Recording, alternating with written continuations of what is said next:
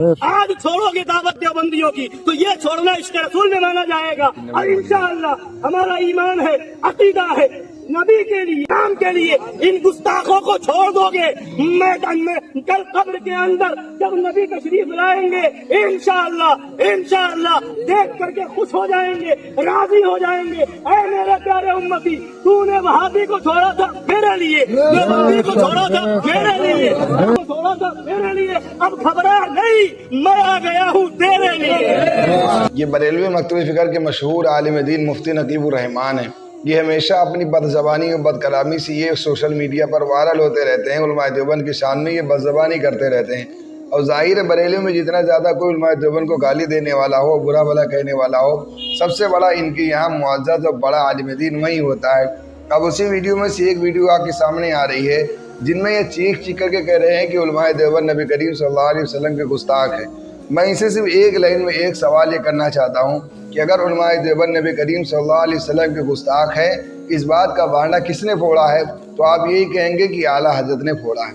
हम आपसे रुक करके एक सवाल ये करना चाहते हैं कि अगर उलमा देवबंद नबी करीम सल्लल्लाहु अलैहि वसल्लम के गुस्ताख हैं, जैसा कि आपका दावा है आला हज़रत के ज़माने में ये लोग नबी करीम सल्लल्लाहु अलैहि वसल्लम के शान में गुस्ताखी करते थे, ये आप कहते हैं। हम आपसे सिर्फ इतना पूछना चाहते हैं कि अगर कोई आज के दौर में नबी करीम सल्लल्लाहु अलैहि वसल्लम के शान में नौज़ुबिल्लाह अल्लाह न करे कभी ऐसा हो, अगर कोई गुस्ताखी करता है तो उसके खिलाफ कौन सा काम किया जाता है?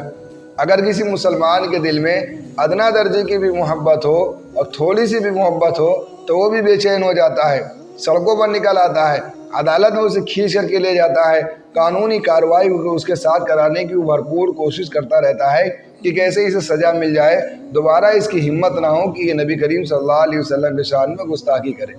एक बात इसी से मुतालिक एक बात ये कहनी है कि अगर आला हज़रत के ज़माने में उलमा देवबंद नबी करीम सल्लल्लाहु अलैहि वसल्लम की शान में गुस्ताखी करते थे तो आला हज़रत ये कैसे आशिक थे कि ये न कभी रोड पर निकले, न अदालत में गए, न कोर्ट कचहरी का चक्कर लगाया, न ये गवर्नमेंट से मिले, कभी नहीं मिले कि इनकी ज़बान पर पाबंदी लगाई जाए, इनकी कलम पर पाबंदी लगाई जाए, यह उलमा देवबंद नबी के गुस्ताख हैं।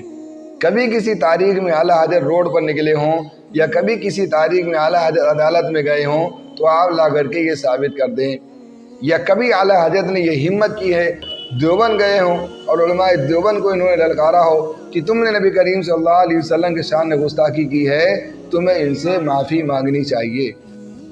कभी तारीख में ऐसा नहीं हुआ, या ऐसा अगर हुआ है तो बराए मेहरबानी बरेलवी हजरात इस बात का सबूत दे दें कि कभी आला हज़रत देवबंद गए हों जाकर के उलमा को ललकारा हो कि आओ मुझसे मुकाबला करो, मुनाजरा करो, तुम लोगों ने नबी करीम सल्लल्लाहु अलैहि वसल्लम के शान में गुस्ताखी की।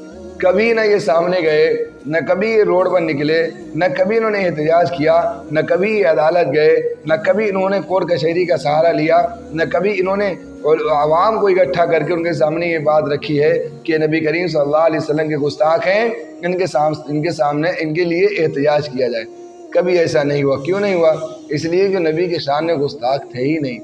इस 13वीं और 14वीं सदी में इस दुनिया में उलमा देवबंद से बड़ा आशिक न कोई कभी पैदा हुआ है न पैदा होगा। ये इस बात का सबूत है कि ये लोग उलमा देवबंद नबी करीम सल्लल्लाहु अलैहि वसल्लम के गुस्ताख नहीं है।